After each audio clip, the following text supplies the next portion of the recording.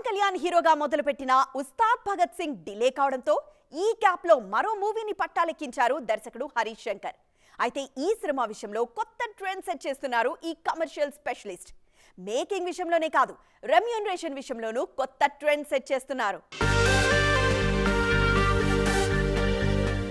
అన్ని అనుకున్నట్టుగా జరుగుంటే ఇప్పుడు ఉస్తాద్ భగత్ సింగ్ వర్క్ లో బిజీగా ఉండాలి దర్శకుడు హరీష్ శంకర్. కానీ పవన్ పొలిటికల్ గా బిజీ అవటంతో ఆ ప్రాజెక్ట్ ఆలస్యమవుతోంది.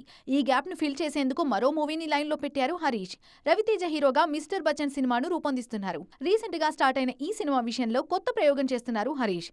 ఈ సినిమాను జెట్ స్పీడ్ తో పూర్తి చేయాలన్న టార్గెట్ తో రంగంలోకి దిగారు.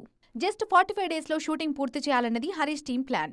రవితేజ, హరీష్ ఇద్దరూ జెట్ స్పీడ్ తో వర్క్ చేసేవారే కాబట్టి ఈ టార్గెట్ రీచ్ అవ్వటం అంత కష్టమేం కాదంటున్నారు క్రిటిక్స్. మిస్టర్ బచ్చన్ సినిమా పేమెంట్ విషయంలోనూ కీలక నిర్ణయం తీసుకున్నారు హరీష్.